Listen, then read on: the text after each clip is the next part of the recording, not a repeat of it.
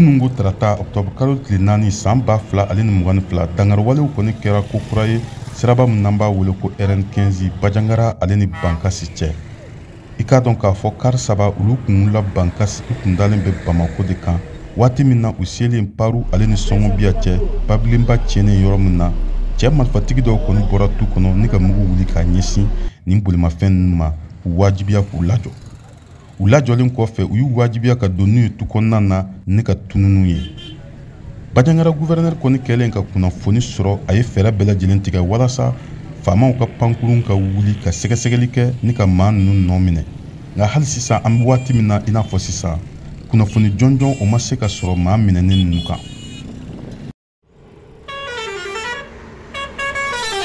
Kulu min sigilen don n'o ye syndicat des transporteurs ye Bajangara mara la o ɲɛmaa dɔ y'a yira n na k'a fɔ ko maa minnu tun bɛ nin bolimafɛn ninnu kɔnɔna na a bɛ taa maa 70 fo maa 80 bɔɲɔgɔn kɔ. A ka fɔla hali sisan a ko nin sira in kɔni bɛ ka olu degen waati bɛɛ lajɛlen na n'a kɔni tora ten olu kɔni na baara bila.